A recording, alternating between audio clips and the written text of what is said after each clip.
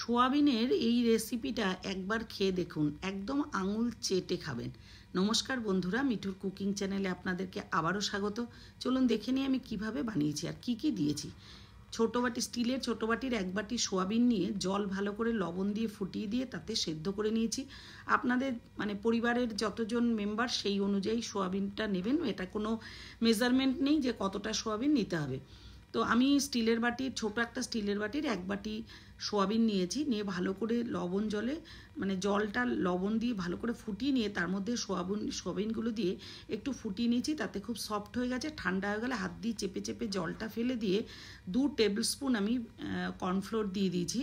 দিয়ে ভালো করে কোট করে নিয়েছি সোয়াবিনগুলো। প্রত্যেকটা সোয়াবিন কিন্তু কর্নফ্লোরের কোটিং করে সাইডে রেখে দেবো। এরপর কিছু আমি সবজি নিয়েছি, যা যা জিনিস দিয়েছি আর কি, ইনগ্রিডিয়েন্ট, সেগুলো নিয়ে দেখিয়ে দেবো। নিয়েছি বেল পেপার, ক্যাপসিকাম, পেঁয়াজ, আর কিছুটা রসুন, 8-10 কোয়া রসুন, 1 ইঞ্চি আদা, কসুরি মেথি, আর নিয়েছি কাজু বাদাম।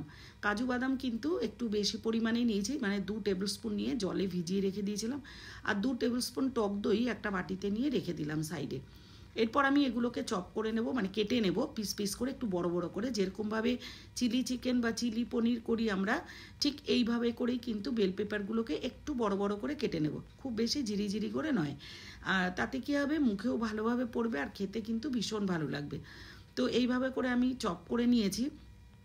তো আপনারা যারা যারা প্রচুর ভালোবাসা দিয়েছেন, আমার সাথে আছেন, আমার চ্যানেলটাকে সাবস্ক্রাইব করেছেন, তাদেরকে অনেক অনেক ধন্যবাদ। যারা এখনও চ্যানেলটাকে সাবস্ক্রাইব করেননি, যদি আমার ভিডিও ভালো লেগে থাকে তাহলে অবশ্যই সাবস্ক্রাইব করে বেল আইকনটা প্রেস করতে ভুলবেন না, যাতে পরবর্তী ভিডিও আপলোড করার সাথে সাথে নোটিফিকেশানটা আপনাদের কাছে যায় আর আপনারা ভিডিওটা দেখতে পারেন। অবশ্যই আপনাদের মতামত আমার কাছে অনেক মূল্য, কারণ আপনারা অনেকেই অনেক ভালোবাসা দিয়েছেন, আমার সাথে আছেন, এর জন্য আপনাদের ধন্যবাদ। অবশ্যই এইভাবে রান্না করে, আমি যেভাবে রান্না করে ভিডিওগুলো আপলোড করছি, ভিডিওটা দেখে এইভাবে রান্না করে খেয়ে কমেন্ট করে জানাতে ভুলবেন না যে কেমন হয়েছিল রান্নাটা। আমার কিন্তু ভীষণ ভালো লেগেছে এবং আমার বাচ্চাদেরও।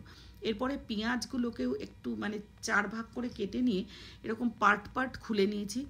প্রথমেই বলেছিলাম চিলি চিকেনটা যেইভাবে করি ঠিক সেইভাবে করেই করে নিয়েছি। তো পেঁয়াজ দেখুন, আমি বড় সাইজের 1.5খানা পেঁয়াজ এইভাবে করে খুলে খুলে নিয়েছি, পার্ট পার্ট একটু কিউব করে কেটে নিয়েছি। এরপর আর যে 1.5খানা পেঁয়াজ রয়েছে সেগুলো একটু বড় বড় করে চপ করে নেব, নিয়ে কিন্তু ওই মিক্সিং বলে দিয়ে দেবো। তো আমি 3টে লঙ্কা দিয়েছি, আপনারা যেরকম ঝাল খান ততটাই লঙ্কা দেবেন। 8-10 কোয়া রসুন দিয়েছি, 1 ইঞ্চি মতন আদা গ্রেট করে দিলাম, আর 1.5খানা মতো পেঁয়াজ বড় বড় করে পিস করে কেটে দিয়ে দিলাম। মিক্সিটা ঘুরিয়ে নিয়েছি উইদাউট জল কিন্তু দিইনি। আর আদাটা কেন ঘষে নিয়েছি, অনেক সময় পেঁয়াজ একসাথে মিক্স করলে আদাটা গোটা গোটা থেকে যায়, ওই জন্য আদাটা গ্রেট করে দিলে খুব সুন্দরভাবে মিক্স হয়ে যায়। এবারে মিক্সিটা ঘুরিয়ে নিয়ে একটা সুন্দর পেস্ট, স্মুথ একটা পেস্ট বানিয়ে নিয়েছি জল ছাড়া। এটা একটা বাটিতে ঢেলে রেখে দেবো, মশলাটাকে বাটিতে ঢেলে রেখে দিচ্ছি। এরপর পেঁয়াজ আদা রসুনের যে পেস্টটা বার করার পর মিক্সিটাকে জাস্ট একটু জল বুলিয়ে ধুয়ে একটা বাটিতে জলটা রেখে দেবো, পরে এই জলটা ইউজ করব। আর বাদাম, যে কাজু বাদামটা ছিল, সেটা জল সমেত একটা সুন্দর একটা স্মুথ পেস্ট বানিয়ে নেব, নিয়ে ওটাও একটা বাটিতে ঢেলে রেখে দেবো কাজু বাদামের পেস্টটা। আবারও মিক্সিং বোলটা অল্প একটু জল দিয়ে ধুয়ে মশলার বাটি ধুয়ে যেখানে রেখেছিলাম সেটাতে রেখে দেবো। এরপর একটা তড়কা প্যানে 2 চামচ মতন সর্ষে তেল গরম করে তাতে কারি পাতা আর 1/2 টিস্পুন মতন সাদা জিরে দিয়ে একটু নাড়াচাড়া করে নিয়েছি। আমি কিন্তু 2 টেবিল স্পুন সর্ষের তেল নিয়েছি। নিয়ে তারপরে এই গরম অবস্থাতেই এই পেঁয়াজ ক্যাপসিকামের মধ্যে তেলটাকে ঢেলে দেবো। দিয়ে দিয়েছি 2 চামচ দিয়ে টক দই নিয়েছিলাম, সেটা দিয়ে দিয়েছি। আর দিয়ে দেবো এর মধ্যে কয়েকটা মশলা, যেটা হচ্ছে 1/2 টিস্পুন হলুদ গুঁড়ো, 1/2 টিস্পুন লঙ্কার গুঁড়ো, যেহেতু লঙ্কাটা বুঝে দেবেন, কারণ হচ্ছে আমি এখানে লঙ্কার গুঁড়ো ইউজ করেছি, 1/2 টিস্পুন ধনে গুঁড়ো, আর দিয়ে দিয়েছি একটুখানি 2 টেবিল স্পুন মতন কাসুরি মেথি, দিয়ে খুব ভালো করে হাত দিয়ে মিশিয়ে নেব।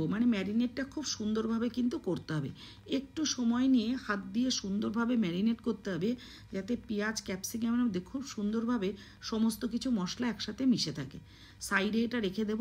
এরপর চলে যাব, আরেকটা নিয়েছি কিন্তু আমি আরেক স্লাইস নিয়েছি চিজ। এবারে চলে যাব গ্যাস বা ইন্ডাকশান ওভেন যাতেই বলেন 2 টেবিল স্পুন মতন সর্ষের তেল খুব ভালো করে গরম করে নিয়েছি। নিয়ে কিন্তু ওই যে কোট করা যে সোয়াবিনগুলো এগুলো একটু লাল লাল করে ভেজে নেব। 30 সেকেন্ড মতন ভালো করে ভেজে নেওয়ার পর এই সময় কিন্তু আঁচটা একটু হাই ফ্লেমেই দিয়ে নেব। 30 সেকেন্ড মতন ভাজার পর এর মধ্যে হাফ টিস্পুনের থেকে একটু কম লবণ দিয়ে দেবো। লবণটা কিন্তু খুব সাবধানে ব্যবহার করতে হবে, কারণ বারেবার লবণটা ব্যবহার করেছি। একবার সবজিটা ম্যারিনেট করে রেখেছি, আবার এই সোয়াবিনের মধ্যে দিলাম, পরে আবার মশলা কষানোর সময় দেব। হাফ টিস্পুনের থেকে কম দিয়ে দিয়েছি হলুদ গুঁড়ো, দিয়ে খুব ভালো করে সোয়াবিনটা ভাজা ভাজা করে নামিয়ে রেখে দেবো। ওই প্যানটাকেই আবার ফ্রেশ করে নিয়ে তাতে আবারও 1 টেবিল স্পুন সর্ষের তেল গরম করে দিয়েছি। খুব বেশি তেল কিন্তু ইউজ করিনি। 1 চিমটি মতন সাদা জিরে দিয়ে একটা শুকনো লঙ্কার একটা তেজপাতা চিড়ে ওর মধ্যে তেলের মধ্যে দিয়ে একটু ভালো করে নাড়াচাড়া করে ভাজা ভাজা করে নেব। তারপরেই দিয়ে দেব পেস্ট করে রাখা পেঁয়াজ আদা রসুনের যে মশলাটা ওটা দিয়ে দেব। দিয়ে কিন্তু একদম খুব ভালো করে কনস্ট্যান্ট নাড়াচাড়া করে কাঁচা গন্ধটা যাওয়া পর্যন্ত কষে নিতে হবে। যখন কাঁচা গন্ধটা চলে যাবে তখন কিন্তু আমি এর মধ্যে দিয়ে দেব, আবারও কিছুক্ষণ নাড়াচাড়া করে এর মধ্যে দিয়ে দেব যেই মশলাটা ম্যারিনেট করে রেখেছিলাম পেঁয়াজ ক্যাপসিকামের, সেটা দিয়ে দেব। দিয়ে খুব ভালো করে সমস্ত মশলাগুলো একসঙ্গে কষিয়ে নিতে হবে। এই প্রসিডিওরটা কিন্তু একটু সময় ধরে করলে খেতে খুব ভালো লাগবে আর একদম ঝট করে পুড়ে উঠবে না। তো বুঝে বুঝে কখনো একটু আঁচটা কমিয়ে দিতে হবে, কখনো একটু বাড়িয়ে দিতে হবে। আবারও আমি আঁচটা মানে টেম্পারেচারটা কমিয়ে দিলাম ইন্ডাকশানের। আপনারা চাইলে গ্যাসে যখন করবেন লো টু মিডিয়ামে করবেন। এবার ঢাকা দিয়ে রাখলাম 5-7 মিনিট, 10 মিনিটের জন্য জাস্ট ঢাকা দিয়ে রাখবো। দিয়ে আবারও ঢাকনাটা খুলে খুব ভালো করে নাড়াচাড়া করে নিয়ে যাতে নিচে লেগে না যায়, এই জন্য একটু আঁচটাকে কমিয়ে দিতে হবে। আর ঢাকাটা তুলে নিয়ে নাড়াচাড়া করে এর মধ্যে হাফ টিস্পুন মতন লবণ দিয়ে দিয়েছি। লবণ দিয়ে আবারও খুব ভালো করে মিশিয়ে নিতে হবে। এরপরে ভেজে রাখা সোয়াবিনগুলো দিয়ে দিলাম। দিয়ে সমস্ত কিছু একসাথে কিন্তু খুব ভালো করে নাড়াচাড়া করে মিশিয়ে নিতে হবে। এদিকে আমি যেই জলটা রেখেছিলাম সেই জলটা মোটামুটি মানে মিক্সিং বোলটা ধুয়ে যে জলটা রেখেছি 1/2 কাপ মতন জল কিন্তু আমি এর মধ্যে দেব। আপনারা যদি একটু বেশি গ্রেভি খান মানে একটু ঝোল ঝোল খান তাহলে জল একটু বাড়িয়ে দেবেন। তবে লুচি পরোটা এগুলোর সাথে একটু গ্রেভি মানে থিকটাই বেশি ভালো লাগবে। তো এই জন্য আমি কম জল ইউজ করেছি। একটু ঢাকা দিয়ে দিয়ে বারবারে কষিয়ে নিয়েছি যাতে ক্যাপসিকামগুলো খুব সুন্দর নরম হয়ে যায় আর কষানোটাও হয়ে যায়। এরপর বাটিটার থেকে জলটা মানে 1/2 কাপ মতন যে জল সেটা ভালো করে দিয়ে ভালোভাবে নাড়াচাড়া করে নিয়ে আঁচটা কিন্তু একটু কমেই থাকবে। দিয়ে ওই যে চিজটা যেটা নিয়েছি আপনারা চাইলে চিজটাকে স্কিপও করতে পারেন, যেহেতু বাচ্চারা বা বড় অনেকেই আছে চিজ খুব পছন্দ করে, একটা চিজি ফ্লেভার হলে খুব ভালো লাগে, ওই জন্য সামান্য পরিমাণে দিয়েছি, মানে একটা দিয়েছি। দিয়ে আবারও আঁচটাকে কমিয়ে দিলাম, কখনো কমিয়ে কখনো বাড়িয়ে কিন্তু করতে হবে। যেহেতু চিজটা দিয়েছি কড়াইয়ের তলায় লেগে যেতে পারে, ওই জন্য কমিয়ে দিলাম আঁচটা। দিয়ে চিজটা ভালো করে মিশিয়ে নিয়ে রান্না কিন্তু আমার একেবারেই প্রায় কমপ্লিট হয়ে গেছে। জ্যাগেরি পাউডার দিয়ে দিলাম হাফ টিস্পুন, আর হাফ টিস্পুনের থেকে আর একটু কম দিয়ে দিলাম গোলমরিচের গুঁড়ো। দিয়ে খুব ভালো করে নাড়াচাড়া করে এরপর লাস্টে বাদাম বাটাটা দিয়ে দেবো, কাজু বাদাম বাটাটা। বেশ ভালো করে মিশিয়ে নিয়ে ব্যাস রান্নাটা একেবারেই কমপ্লিট। স্ট্যান্ডিং টাইমে 5 মিনিট রেখে দিতে পারেন, আদারওয়াইজ শিফট করে দিতে পারেন। বলে যে গরম গরম যদি আপনি এটা পরিবেশন করেন লুচি পরোটা আর এবং কি পোলাওয়ের সাথেও কিন্তু ভীষণ ভালো লাগবে।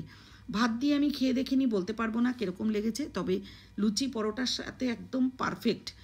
তো একবার এই রেসিপিটা করে খেয়ে জানাতে ভুলবেন না।